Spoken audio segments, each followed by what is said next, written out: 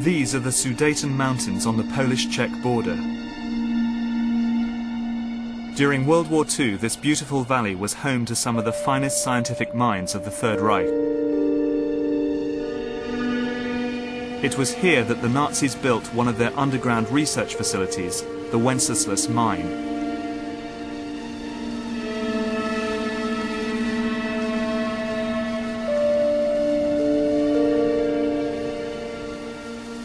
I'm meeting Polish military historian Igor Witkowski, who will guide me round the mine, a vast underground complex hidden away from Allied bombs, which Nazi slave labour carved out of the Sudeten Mountains. Example of a surface infrastructure being kind of a reflection of the underground facility, which was... It was here, in the desperate last months of the war, that German scientists worked around the clock to produce Kriegensscheiden, the war-winning technology that might produce a stunning knockout blow, even as the Nazis were being pushed back towards Germany.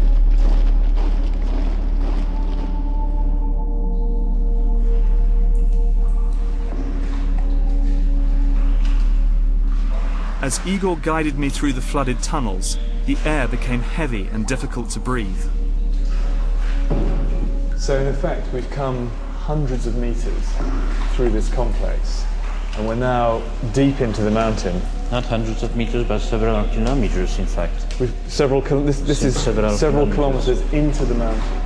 Yes. And this would have been a highly secure, impenetrable assembly site. Exactly, and the secrecy around this place was very exceptional, so that the Allies never found out about it. Almost nothing exists of the original mine. As the Nazis retreated in 1945, they sealed most of the tunnels, leaving the advanced technology, and some say the scientists who developed it, buried beneath impenetrable walls of rock. But the Allies did capture one man who knew all about this place, and he wasn't a token find. His name was SS General Jakob Sporenberg, and he was in charge of the technical program at the mine.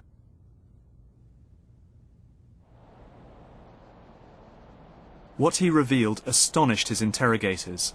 Indeed, I find it astonishing 60 years later. He spoke of a secret experiment attempting nothing less than to conquer gravity.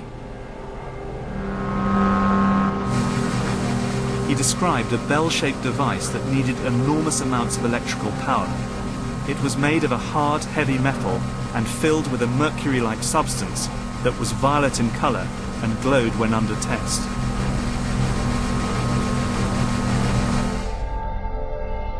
People who worked on the bell suffered from sleep problems and severe vertigo. 5 of the 7 scientists died while working on the project.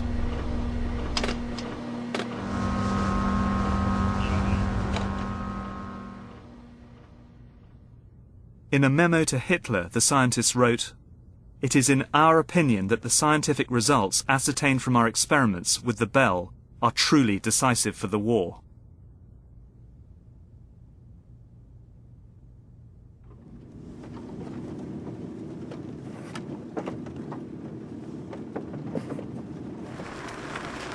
Experiments with the bell happened deep underground in the mine, but directly above it, on the surface, was this strange structure.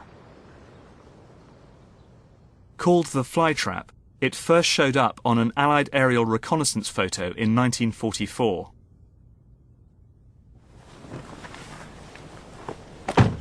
Igor Witkowski believes that the flytrap was a test rig for advanced propulsion technology. In other words, flying saucers. There is a extremely strong and thick steel reinforcement of the pillars, which means that it was to withstand some great forces working on it. How did it work? We don't know exactly, but we do know from Sporenberg's evidence that the bell was a revolutionary device, and the flytrap, designed as its test rig, was fed with underground cables running to the heart of the structure. So the cabling led down here right or away. rather from the power station over there. Yes, up to the flytrap. Right. It was Well, they're actually virtually filled with high voltage Yeah. cables, as thick as an arm. Right. You know, that thickness. I have photographs of them, and that's just another strange fact that point out to such a possibility that it would have been used for some experimental purposes. I mean, they're actually pretty sizable. It's kind of like 1.5 meters of, Yeah.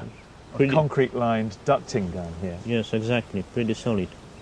So it all adds up to, I mean, pretty strong evidence that the power station over there was feeding this tremendous amount of power to the facility, the flytrap over there. Just there, exactly. Yeah, yeah. In a way, no, very strong. What Witkowski has uncovered is interesting. I've spent a long time researching the quest to produce anti-gravity technology, the holy grail of aerospace design. Is it possible that the UFO sightings over Nazi Germany were related to this quest?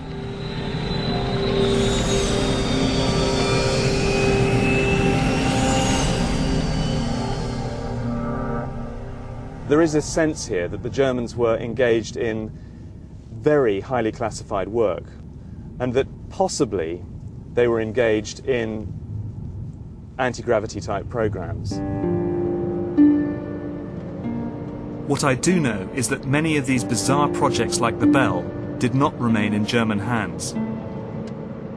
At the end of the war, they were plundered secretly by the American High Command and taken to the States.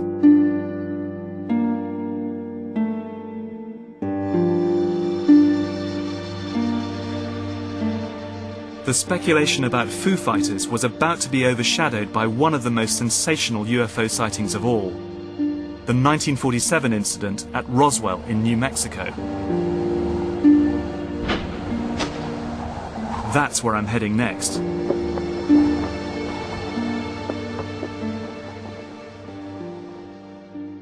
Colonel William Blanchard of the Roswell Air Base refuses to give details of what the flying disc looks like. In July 1947, a UFO is supposed to have exploded in mid-air over Roswell, New Mexico, showering its debris over a remote ranch nearby. The actual saucer itself is said to have come down here on the plains of San Agustin. UFO proponents doggedly say that this vehicle that allegedly crashed here was extraterrestrial. The Roswell crash is the best-known case in the annals of ufology.